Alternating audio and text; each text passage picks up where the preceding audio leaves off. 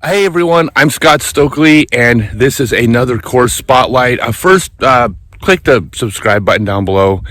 You don't want to miss any of the content. I was going to say you don't want to miss seeing my pretty face every time it comes out, but it's on video, so I can't lie. So I am at the world famous Oggwood Disc Golf Course here in Nashville. I'm in town recording the audio version of my autobiography, and the Oggwood family has put us up for the past couple weeks, and man, it's a treat out here. And I'm just gonna show you guys a little bit about the course. So first off, it's about an hour north of Nashville. It's a private course. It's free to play. We're trying to convince him to put a donation box in, but he doesn't want people's money. So at the very least, it's optional, but it's going to be free. And let me give you a quick little look. So the first 4 holes, when you step up, so beautiful out here. If you haven't been to this part of the country, dang, it is God's country out here. And so the first 4 holes, when you come up, you're looking at it going, well, maybe this is going to be an easy romp through the park, because you haven't got to the woods yet. But these are the first 4 holes. This right here behind me is the first thing you see when you pull up. I don't believe in this stuff, but there's multiple eyewitnesses that were here when this thing landed, then it opened up, and it's proof that Oggwood was seeded by aliens. At least that's how the story goes that I just made up 20 seconds ago. But yeah, this is a landmark on the first hole, and let's just take a look at a couple of the holes.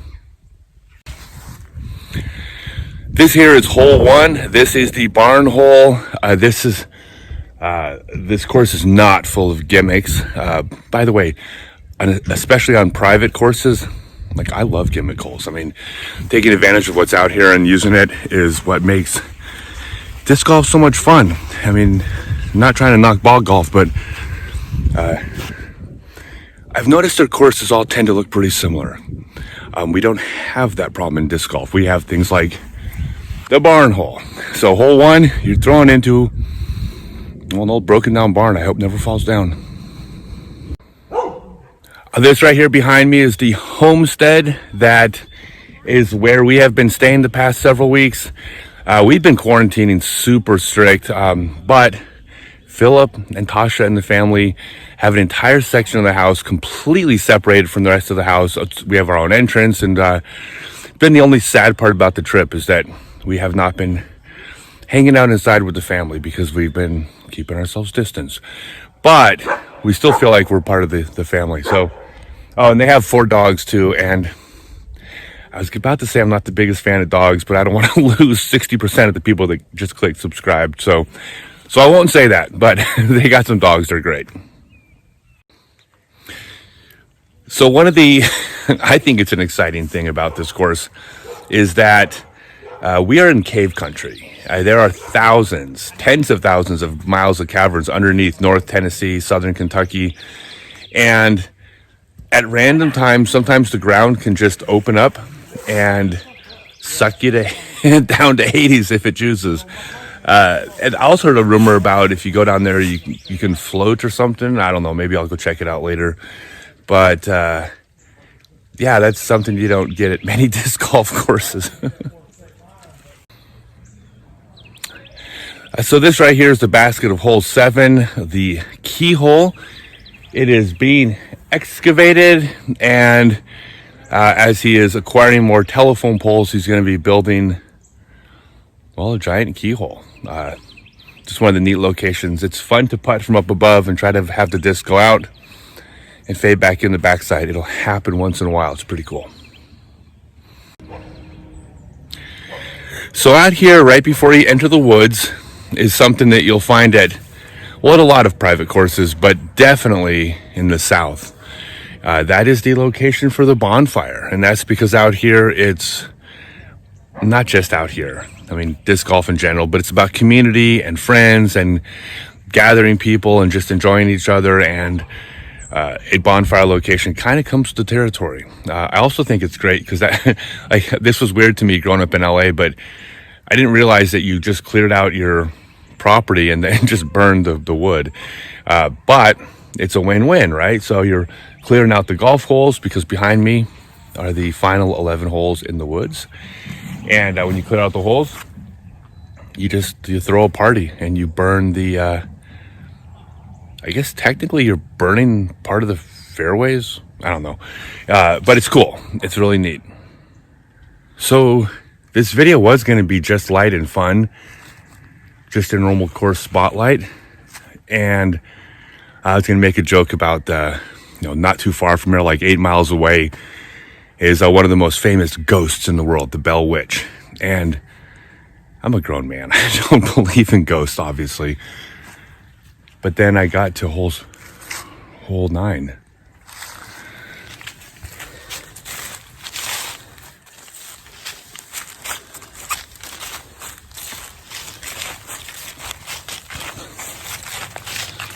Yeah, this is kind of weird. I'm not sure I like this. I mean, all over the hole there's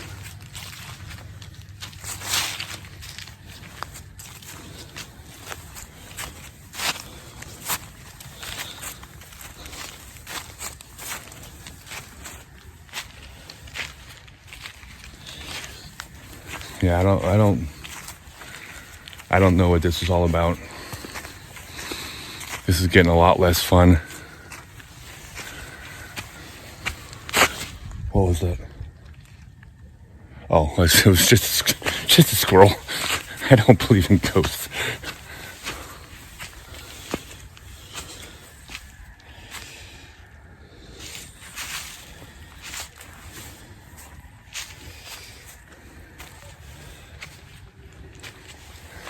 Yeah, I think I'm gonna edit this part out of the video. This isn't cool at all.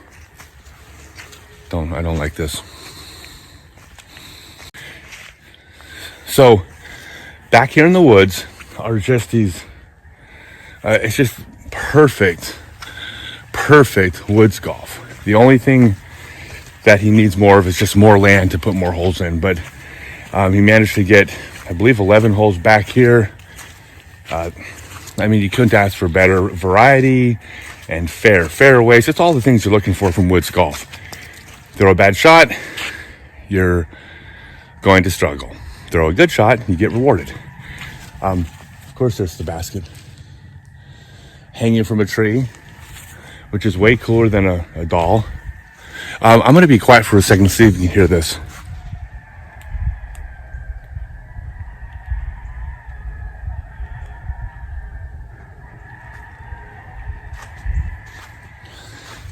I don't know if the sound picked up, but if you did, there's wild turkey and there's deer and all sorts of animals come cruising through here. And this is just, it's a special place. You know, the thing about private courses that are so great is, I mean, every course is built with love, but when someone like Philip and Tasha put a course on their property, it's not just love of disc golf, it's love of sharing disc golf. And it's about sharing the course with their friends. And I mean, Philip's not sitting on this big giant trust fund. I mean, he dug deep to make this thing happen. And then he refuses to take money for it. I mean, the local clubs try to convince him to even accept donations. And like I said, the spirit of Oggwood is that it's always going to be free if you choose for it to be free. And I hopefully he's going to, at some point, allow people to donate, because if you come out here, you should want to, contribute to this. Just chip in a little bit, and I can tell you this: every dollar is going to go towards making this place even more special, which is hard to believe that that's possible, but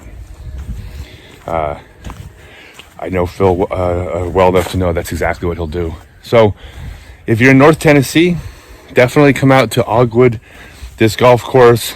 And if you message him, Phil would definitely come out and say hi. Might even join you for a round. And final thing, he loves the idea of touring disc golfers and touring pros coming by and staying for a few days or longer and camping out, or he can put you up. He makes this home available for traveling disc golfers as much as the local community. So come out and just come enjoy Oggwood. Hey everyone, I'm now on Patreon. Click the link below. Not only keep the free content coming with tutorials, tips, podcasts, etc., but get a bunch of free stuff like live stream Q&As, copy of my book, voting on topics, behind the scenes, bunch of cool stuff. Click the link down below to join.